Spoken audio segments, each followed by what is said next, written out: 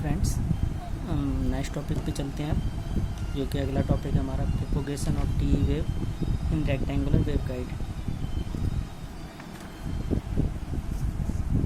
तो अगला टॉपिक है propagation of T wave in rectangular wave guide.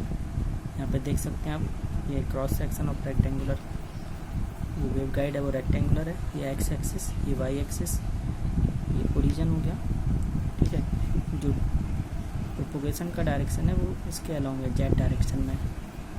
Breath ये है और विड्थ वी है। ठीक, जैसे कि हम जानते हैं टी वेव में क्या होता है कि ई जेड कंपोनेंट जीरो होता है लेकिन H Z is not equal to zero. तो ई जेड जीरो होगा लेकिन एच जेड जीरो नहीं होगा, क्योंकि टी का मतलब यही होता है कि अगर डायरेक्शन है जो प्रोपोगेशन का जेड डायरेक्शन में, तो उसमें क्या होगा, कोई भी फील्ड कंपोनेंट नहीं होगा इलेक्ट्रिक फील्ड का। ठीक है, तो इसका मतलब होगा कि जब हम बात करते हैं कि टी वेव, तो टी वेव का मतलब ये होता है कि यदि हम ले रहे हैं जो प्रोपोगेशन का डायरेक्शन जेड, तो जेड डायरेक्शन में क्या है कि कोई भी इलेक्ट्रिक फील्ड का कंपोनेंट नहीं होगा, लेकिन मैग्नेटिक फील्ड का कंपोनेंट होगा। तो ये हो गया टी वेव। टी वेव में क्या होगा कि ई जेड जीरो होगा but H Z is not equal to zero. अब वेव इक्वेशन जैसे हमने ड्राइव किया था, टी वेव्स के लिए क्या होगा, del two H Z upon del X square plus del two H Z upon del Y square plus H square H Z equal to zero. Equation number first. अब हमने मान लिया जो इक्वेशन फर्स्ट है उसका सॉल्यूशन क्या है, H Z equal to X into Y. Equation number two, यहाँ पे एक्स का प्योर फंक्शन है of small X only and Y का pure function of small Y only. तो अब हमने क्या किया कि एच जेड की जो वैल्यू है उसको पुट कर दिया इक्वेशन नंबर फर्स्ट में। तो ये हो जाएगा Y D two X upon D X square, क्योंकि यहाँ पे वाई हो जाएगा constant with respect to X, क्योंकि एक्स के रिस्पेक्ट में डिफरेंशिएशन है, plus X into D two Y upon D Y del Y square plus H square H Y equal to zero, H square X Y equal to zero. ठीक है, तो यहाँ पे हमने एक्स वाई पुट कर दिया और जो कांस्टेंट टर्म था उसको बाहर ले लिया, क्योंकि यहाँ पे डेरिवेटिव एक्स का है तो एक्स के रिस्पेक्ट में होगा, यहाँ पे वाई है तो इसलिए वाई के रिस्पेक्ट में होगा, तो एक्स कांस्टेंट हो गया। पूरी इक्वेशन को हमने क्या कर दिया, एक्स वाई से डिवाइड कर दिया, तो ये हो गया one by X del two X upon del X square plus one Y by del two Y upon del Y square plus H square equal to zero. Equation number third. अब हमने यहाँ पे मान लिया कि let one by X equal to del two X upon del X square equal to minus B square, one Y by del two Y upon del Y square equal to minus A square. Equation number 5। ठीक है,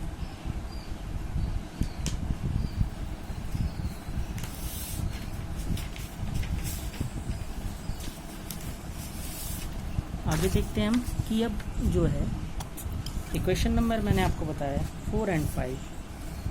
ठीक है, अब यहाँ पे हमने क्या किया है कि सॉल्यूशन जो इक्वेशन 4 और 5 का है, क्योंकि इक्वेशन नंबर 4 और 5 क्या है, second order differential equation ordinary, तो उसका सॉल्यूशन क्या होगा, X equal to C one cos B X plus C two sine B X, Y equal to C three cos A Y plus C four sine A Y. तो ये हमें drive करने की ज़रूरत नहीं है, हम डायरेक्टली लिख सकते हैं। ठीक है, ये आप मैथमेटिक्स में पढ़ते हैं तो ये वहाँ से ड्राइव हुआ है। The complete solution of the wave equation, तो हमने क्या कर दिया, एक्स वाई की वैल्यू पुट कर दी है किसमें, इक्वेशन नंबर 2 में। H Z equal to X into Y, तो एच जेड इक्वल टू क्या हो गया, C one cos B X plus C two sine B X into C three cos A Y plus C four sine A Y. Equation number क्या बन गई आपकी 6। अब यहाँ पे हम क्या करेंगे कि जो हमें फील्ड कंपोनेंट है तो उसको निकालने के लिए हम क्या करेंगे, अप्लाई करेंगे बाउंड्री कंडीशन। सबसे पहली बाउंड्री कंडीशन ये है आपकी कि E X equal to zero at Y equal to zero. ठीक है, तो जो ई एक्स होगा वो जीरो होगा वाई इक्वल टू जीरो पे for all X tends to zero to A, तो साइड वॉल्स और हम ले रहे हैं बॉटम एंड अपर वॉल्स। ठीक है, तो ई एक्स जीरो होगा बट ई जेड जीरो नहीं होगा। ठीक है, क्योंकि हम लोग टी तो यहाँ पे हमने जैसे टी एम मोड के लिए निकाला था तो ई जेड जीरो रख रहे थे। यहाँ पे क्या है कि हम जो फील्ड कंपोनेंट निकालना है तो उसके लिए क्या होगा, पहली कंडीशन ही होगी ई जेड वाला नहीं आएगा इसमें, E X equal to zero आएगा at Y equal to zero for all X tends to zero to A. ध्यान रखना कि टी एम में थोड़ा सा अलग है, टी में अलग है, लेकिन सिमिलर ही है, बस थोड़ा सा चेंज है। तो इसलिए वहाँ पे इक्वेशन ई जेड आ रहा था, यहाँ पे ई एक्स एंड ई वाई होगा, ई जेड नहीं आएगा यहाँ पे। ठीक है, और सेम वही रहेगा, X equal to zero Y equal to 0, X equal to A, Y equal to B. अब जैसे हम जानते हैं कि ई एक्स इक्वल टू क्या होता है, minus gamma upon H square del E Z upon del X minus J omega mu upon H square del H Z upon del Y. ये इक्वेशन जो सबसे पहले मैंने आपको बताया था, propagation of waves in rectangular waveguide, जो general solution था फील्ड कंपोनेंट का, वहाँ से उठाया गया है ई एक्स। ठीक, क्योंकि हमें पता है कि ई जेड 0 होगा फॉर टी वेव के लिए, तो ई जेड इसमें 0 रख देंगे तो ये वाला पूरा टर्म 0 हो जाएगा। क्या बचेगा, ये बचेगा। यहाँ पे हमने क्या कर दिया, देख रहे हैं आप, del H Z upon del Y, यानी डिफ्रेंशिएट हो रहा है। तो एच जेड हमारे पास ये है, एच जेड की वैल्यू रख देंगे और डिफ्रेंशिएट कर देंगे, तो वहाँ यहाँ पे क्या आ जाएगा, E X equal to minus J omega mu upon H square C1 cos B X plus C2 sine B X. Y के रिस्पेक्ट में करना है इसलिए वाई वाला होगा, तो minus C3 A sine A Y plus C4 A cos A Y. अब यहाँ पे क्या करेंगे, ये ई एक्स इक्वल टू 0 रख देंगे एट वाई इक्वल टू 0 पे, तो ई एक्स इक्वल टू 0 हो गया, वाई इक्वल टू 0 पुट कर देंगे, साइन वाला 0 हो जाएगा, कॉस 0 1 हो गया, तो ये C4 ए बचा, ये पूरा ऐसे ही। तो ये कभी भी 0 नहीं होगा, ना ही आपका ए 0 होगा। ठीक है, ओनली कौन सा 0 होगा आपका, C4। तो C4 इक्वल टू 0, क्योंकि ए तो आपका इसके साथ में है, कॉस या साइन के साथ में है, और ये वाला टर्म्स कभी भी 0 नहीं होगा, क्योंकि for all x tends to 0 to a, क्योंकि x की वैल्यू जो है वेरी कर रही है, इसलिए ये कभी भी 0 नहीं हो सकता है। इसलिए C4 क्या हो गया, 0। तो इक्वेशन नंबर 6 उठाया हमने, इसमें पुट कर दिया जो हमने निकाला C4 0, तो हमारी इक्वेशन क्या हो गई, ये आ गई अब new equation, H Z equal to C1 cos B X plus C2 sine B X C3 cos A by, equation number 7। अब दूसरी बाउंड्री कंडीशन है जो हम वो अप्लाई करेंगे, E Y equal to 0 at X equal to 0 पे। ठीक, for all Y tends to 0 to B limit.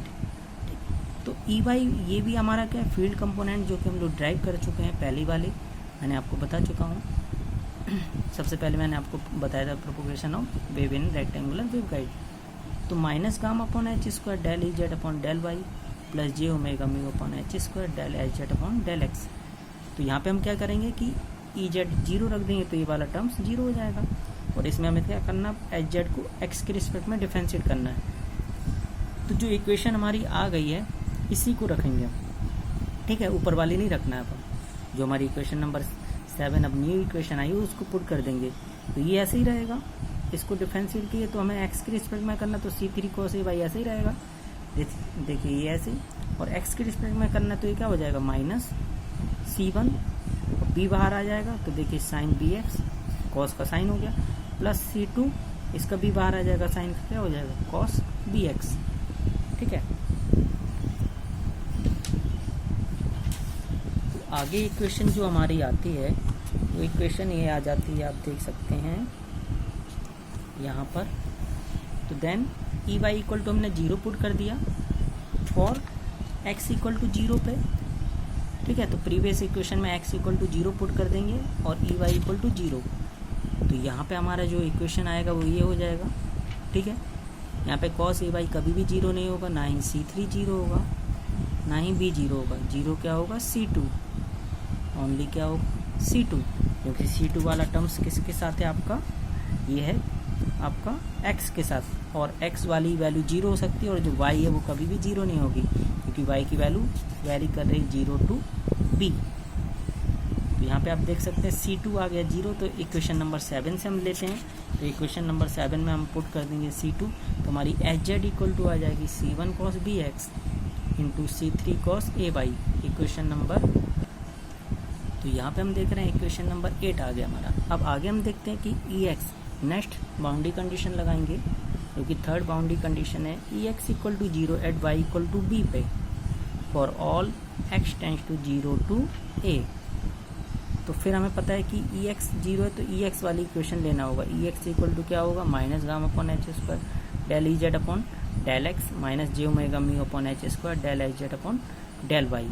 तो ई एक्स की वैल्यू क्या हो जाएगी, यहाँ पे तो ये पूरा 0 हो जाएगा, ई जेड 0 है क्योंकि J omega mu upon H square C1 C3 A cos B X sine A Y.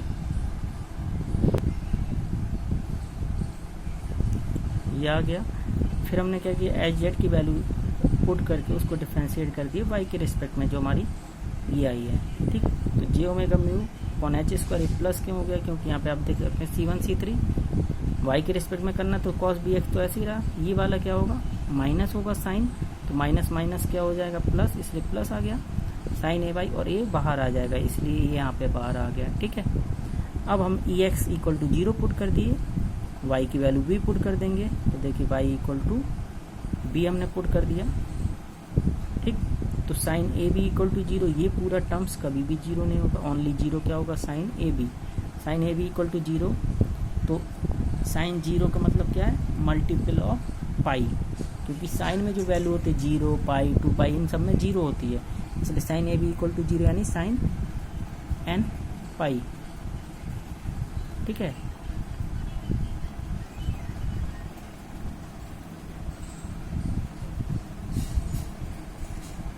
तो ए की वैल्यू क्या आ जाएगी एन पाई बाई बी, यहाँ पे एन क्या 0 1 2 3 डॉट डॉट डॉट।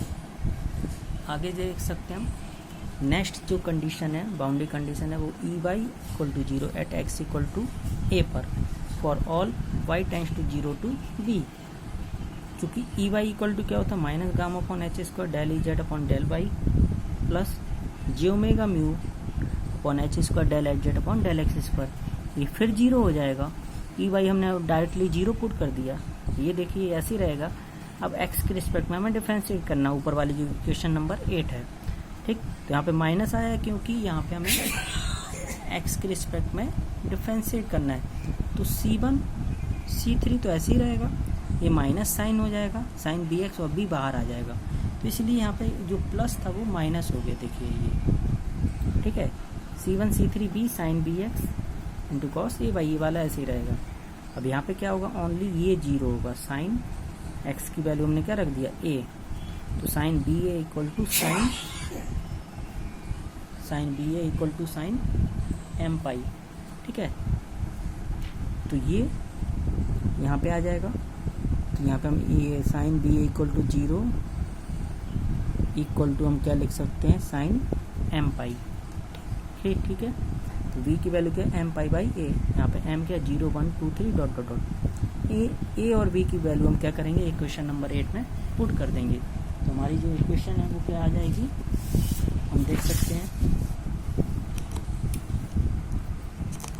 इक्वेशन हमारी ये आ गई है, तो H Z equal to C1 C3 cos M pi by A into X cos N pi by by N pi by B into by E की power minus gamma Z. C1 C3 एक constant मान लिया हमने C, तो C into cos M pi by A into X cos N pi upon B into by E की power minus gamma Z. H Z आ गया। अब हमें निकालना other component, field component E Z equal to 0 होगा T mode के लिए, मैं बता चुका हूँ।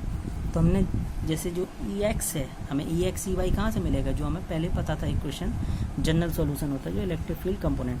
तो ई एक्स इक्वल टू आप जानते हैं minus gamma upon H square del E Z upon del X minus G omega mu upon H square del H Z upon del Y. ठीक, यहाँ पे हमने क्या किया कि ई जेड 0 रख दिया, ये पूरा 0 हो गया। यहाँ से देखिए ये बचेगा। अब जो एच जेड आया है इसको हमें डिफ्रेंशिएट किसके रिस्पेक्ट में करना, वाई के। तो देखिए सी जो था वो सी ऐसे ही आ गया। ठीक, ये वाला जो टर्म से आपका ये वाला ये ऐसे ही आ गया। ठीक, सी ये आ गया। अब हमें रिस्पेक्ट में करें वाई के रिस्पेक्ट में, तो ये आएगा एन पाई वाई बी, इसलिए देखिए ये आ गया। और यहाँ कॉस का क्या हो जाएगा माइनस साइन, तो माइनस था तो माइनस माइनस क्या हो गया प्लस, तो sine N pi by B into Y. और ये वाला तो ऐसे ही रहेगा एक्स वाला, क्योंकि वाई के रिस्पेक्ट में करना है, इंटू ई की पावर माइनस गामा जेड। ये आ गया पहला। फिर then E Y equal to क्या है, E Y equal to similar case हम बोल सकते हैं कि ई वाई, ये मैंने पूरी इक्वेशन नहीं लिखी है, आप देख सकते हैं मेरे प्रीवियस वीडियो लेक्चर में कि वहाँ पे मैंने जो फील्ड कंपोनेंट निकाला है ई वाई, वहाँ से आप उठा सकते हैं। तो ई वाई इक्वल टू आया minus G omega mu upon H square C into M pi Y A into sine M pi Y A into X cos N pi upon B into Y E की power minus gamma Z. Similarly H X equal to, ठीक है, मैंने ये equation नहीं लिखा, directly मैंने solve करके differentiate करके यहाँ पे रख दिया है, आप देख सकते हैं और डिफरेंशिएट करके निकाल सकते हैं, यही आएगा gamma upon H square C into M pi Y A sine M pi Y A into X cos N pi Y B into Y into E की power minus gamma Z. And H Y equal to gamma upon H square C N pi Y B cos M pi upon A into X sine N pi upon B into Y E की power minus gamma Z. ये field component आ गए हैं जो कि आपके T mode के लिए। तो टी मोड के लिए आपका जो आप देख रहे हैं, टी मोड के लिए मैंने आपको निकाला है। तो propagation of T wave in rectangular wave guide, ठीक, ये फील्ड कंपोनेंट आ गए। तो इसमें ई जेड जीरो और बकाया आपके 5 कंपोनेंट निकाल लिए, H Z, E X, E Y, H X, H Y. तो हम देखते हैं मोड्स। तो T modes in rectangular waveguide, तो टी 0 मोड, जब m की वैल्यू 0, n की वैल्यू 0, तो सभी फील्ड कंपोनेंट क्या हो जाएंगे, वैनिश हो जाएंगे, यानी सभी की वैल्यू 0 होगी। तो ये एडजस्ट नहीं करेगा, यानी T00 मोड एग्जिस्ट नहीं करता है।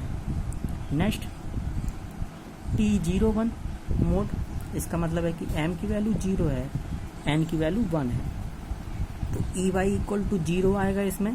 जब हम जो हमने फील्ड कंपोनेंट निकाले हैं ऊपर, तो आप उसमें देख सकते हैं कि m की वैल्यू 0 और n की वैल्यू 1 पुट करके तो EY 0 आएगा और HX 0 आएगा, लेकिन EX और HY क्या एग्जिस्ट करेगा, इसलिए ये कंपोनेंट यानी ये मोड एग्जिस्ट करता है रेक्टेंगुलर वेव गाइड में। अगला देखते हैं हम।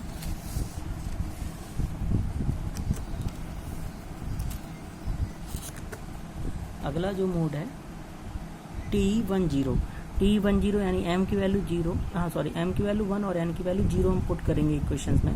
तो EX और HY क्या आएगा 0, लेकिन EY और HX 0 नहीं होगा, ठीक है, यानी ये मोड एग्जिस्ट करता है। तो T10 भी मोड एग्जिस्ट करेगा क्योंकि ये फील्ड कंपोनेंट एग्जिस्ट कर रहे हैं। और T11 मोड मतलब m equal to 1, n equal to 1 सभी फील्ड एग्जिस्ट करेंगी। तो यानी जो मिनिमम मोड है वो एग्जिस्ट करता है, तो उससे जितने भी हायर मोड्स होंगे वो सभी एग्जिस्ट करेंगे। तो ऑल फील्ड एग्जिस्ट है हायर मोड्स, तो सभी फील्ड एग्जिस्ट करेंगी हायर मोड्स पर, ठीक। डोमिनेंट मोड की डेफिनेशन मैं आपको पहले ही बता चुका हूँ। जहाँ पे हाईएस्ट कट ऑफ वेवलेंथ होती है उसको हम बोलते हैं डोमिनेंट मोड। तो लैम्डा सी जैसे कि आप जानते हैं 2ab upon under root m square b square plus n square a square. यहाँ पे a की वैल्यू क्या है, बड़ी है b से, रेक्टेंगुलर के लिए है।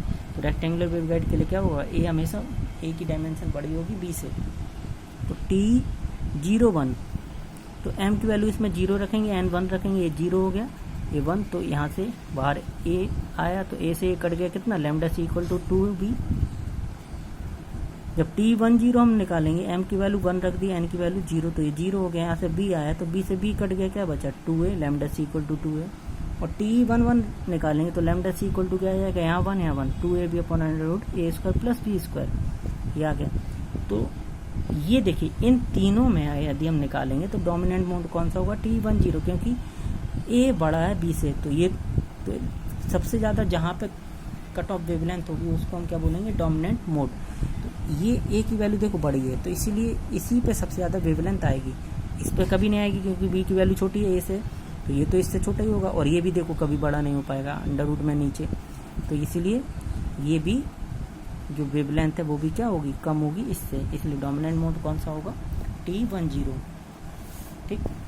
Okay, thank you. हम अगले टॉपिक में मिलेंगे फिर।